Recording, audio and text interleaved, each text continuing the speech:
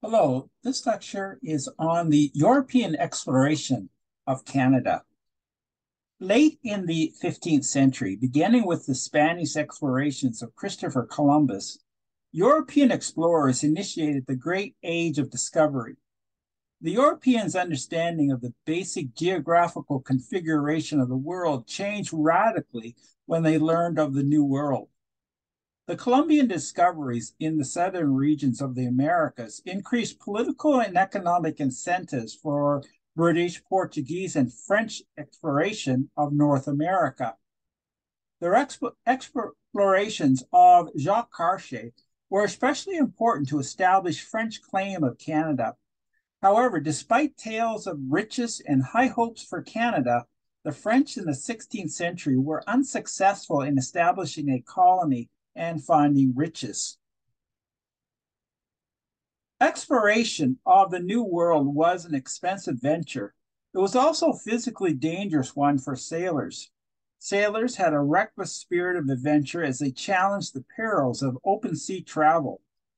The crew members were a hardy bunch who could sleep well on a sack of stone or a pillow of feathers. On the ships, they climbed up and down ropes with expertise. The rope was the sailor's road, the topmast his beacon. Many appeared indifferent to death that surrounded them in all types of shapes and forms. Although European ships of the exploration era were sturdy and seaworthy, they bobbed uncomfortably over the waves. Their sails carried them slowly when the wind was behind them, but it was difficult to keep these ships on course when the wind was blowing in the opposite direction. The terrors of the climate included vicious storms. Sails had to be lowered to prevent the ships from overturning. Shipwrecks occurred all the time. The captain of a ship usually aided by at least two officers who oversaw navigation and took care of the anchors, ropes, sails, and food. The work was divided among the crew, which included tradesmen who repaired and replaced parts of the ship. Because of the extensive labor involved in maintaining and sailing a ship, they were often crowded. Usually, only the captain and the officers enjoyed the luxury of a private dry place to sleep. The crew spent all their time on the open deck, working, sleeping, and eating. Ships carried food, but it was far from appetizing. Beans, hard biscuits, and heavily salted meats were the three main foods. In short term, in short time, drinking water became stale, and it was essential to collect rain. Wine was popular, but the bobbing of the ships often caused leaks to the kegs holding the precious drink. Key to navigation on the open seas was dead reckoning, defined as plotting your course and position on a chart from the three elements of direction, time, and speed. Unable to measure speed precisely, a captain or an officer nonetheless made good readings with the knowledge and technology of the era. A major task for the ship's pilot was to measure the depth of water under the vessel's keel. Constant readings by taking soundings were a must when sailing unknown coastal waters. The clash of European and native cultures took place over a long period of time. Europeans confronted natives on the eastern coast of the New World centuries before natives further to the west ever saw a European. Reliable and full accounts are scarce, but a general outline places the Norse as the first Europeans to contact the New World. The Norse, or Vikings, were fierce people who lived in a region that is now Denmark, Norway, and Sweden. Because Scandinavia consists of many inlets, water travel was the main form of transportation. The Vikings mastered shipbuilding, and the keel that they added resulted in a ship that could sail well in either rough or calm seas. The Viking warship was approximately 25 meters long and 5 meters wide and propelled by both sail and oars. The Viking warriors were fearsome and cruel. Some were known as berserkers. One theory is that the consumption of mushrooms caused them to be wild and fearless. In surprise attacks, they looted, murdered, and burned buildings in England, France, Germany, Italy, Spain, and Ireland. In the year 985, Eric the Red founded settlements in Greenland. In the year 1001, his son, Leif Erikson, explored the land west of Greenland and spent a winter in so-called Vinland, located somewhere on the eastern coast of North America. Based on both historical and archaeological evidence, the first known European settlement was L'Anse aux Meadows, located on the great northern peninsula of Newfoundland. Leif made no contact with other peoples, but in another voyage, his brother Thalvard encountered and killed 8 natives. The two major primary accounts of Vikings in North America are Greenlander's Saga, that was approximately in the year 1200, and Eric's Saga, written in approximately 1210 to 30. The sources talk about Vinland, but historians continue to debate the exact locations. One interpretation links Vinland to wild grapes, which are grown in New Brunswick, but not Newfoundland. Another interpretation is that the Norse word Vinland was a short, not long I, meaning natural meadow or pasture. When the Viking settlement L'Anse aux Meadows was discovered in the 1960s, Newfoundland's claim to be Vinland became stronger. The L'Anse aux Meadows had 3 types of buildings intended for year-round occupation. Experts date the settlement in the years between 990 and 1030. The site has traits which were common at the end of the 10th century, but lacks details developed after the 11th century. Norse exploration ended, and it would be another 5 centuries before there were any significant exploration of North America. The late 15th century and the 16th century marked a period of increased discovery and exploration. In the early 1500s, European politics were mostly about conflicts, rivalry, and warship among the major kingdoms in competition for the hegemony and control of the New World. Political and economic incentives and the desire to spread Christianity motivated Europeans to explore other lands. The Portuguese, the Spanish, the English, and others wanted to find a new route to Asia and its treasures of spices. Christopher Columbus reached the Caribbean in 1492, and believing that the people he encountered were the Indies, he named them Indians. In 1497, John Cabot, under the English, set out on the ship Matthew to find Japan, but instead he found Newfoundland. Claiming the new land for England, Cabot and his men sailed homeward, convinced that they had reached the shores of Asia. Back in England, Cabot spoke of the rich abundance of cod on the Grand Banks located near Newfoundland. With the fishery of the Great Banks a matter of public knowledge, the fishing industry grew. Explorations for a northwest passage continued. First, the Portuguese and then the French made important expeditions. In 1500, a Portuguese expedition captured over 50 natives and sent them back to Europe. Approximately 20 years later, the Portuguese settled on Cape Breton Island, but conflict with Indians resulted in the destruction of the colony. France paid greater attention to the North Atlantic in the 1524 to 1542 period. Sailing for France, Italian Giovanni da Verrazzano explored the North American coast from the Carolinas to Newfoundland. Of the native peoples the Europeans encountered on the coast of New England and Acadia, many showed hostility according to reports. The most notable exploration of the early 16th century was by Jacques Cartier, a mariner from Brittany, France. It continued to be important for the French to make progress in the New World and find passage to Asia. Already controlled by Portugal, the long and difficult navigation around the Cape of Good Hope was not an option for the French, nor was the risky sea route around the American continent identified in 1520 by the Portuguese explorer Ferdinand Magellan. Jacques Cartier is a giant in early Canadian history. Historian Ramsay Cook writes that Cartier, quote, though fully conscious of a rising religious dissent, was a loyal Catholic opposed to wicked heretics and false lawmakers.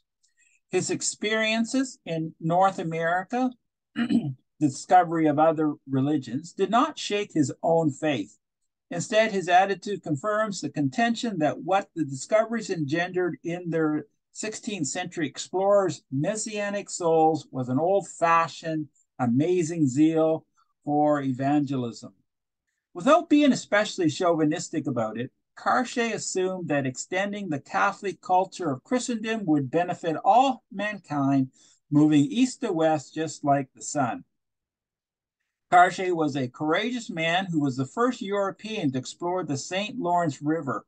His excellent map making and reports laid the foundation for French control of Canada. In 1534, Jacques Cartier made his first voyage to North America in 3 weeks. Rounding the northern tip of Newfoundland, he and his crew sailed to the Gulf of St. Lawrence.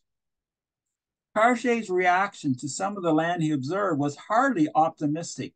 Quote, I am rather inclined to believe that this is the land God gave to Cain. He had a better impression of the warmer eastern coast of New Brunswick and Prince Edward Island. Along the coast, the French encountered Micmac natives who wanted to trade. Cartier wrote in his journal that the natives, quote, set up a great clamor and made frequent signs to us to come on shore, holding up to use some furs on sticks. This suggested previous trade by the natives with others. Cartier encountered another group of Indians in the Gaspé under the leadership of Donnacona. The St. Lawrence Iroquois cultivated crops in the St. Lawrence River Valley. They were at war with natives to the west and to the Micmacs and Malecite in the east. In their final encounter with the Iroquois before returning to France, the French kidnapped 2, possibly Donnacona's own sons, Domagaya and Tagnomagi.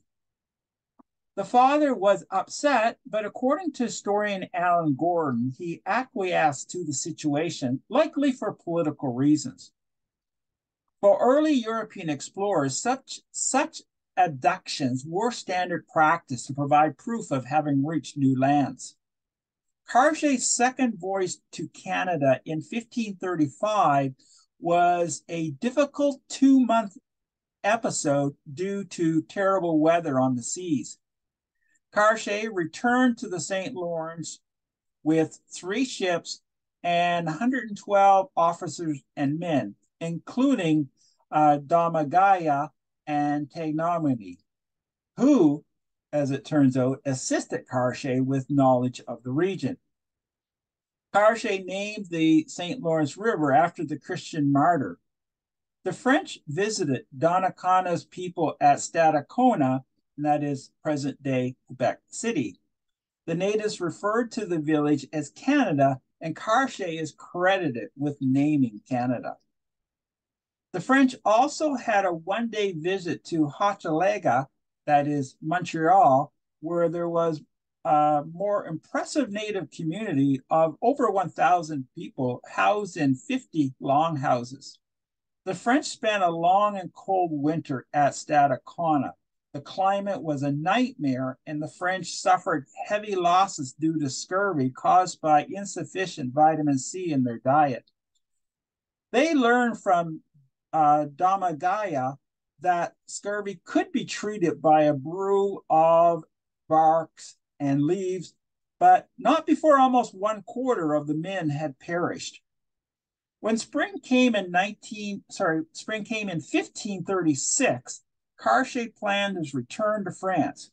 Facing challenges to his leadership, Donnacona had sought Cartier's help.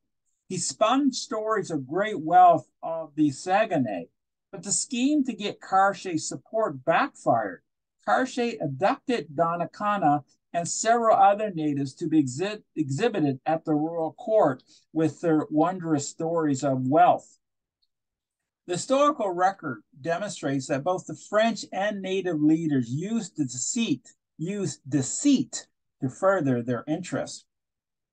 War between France and Spain delayed further voyages to Quebec.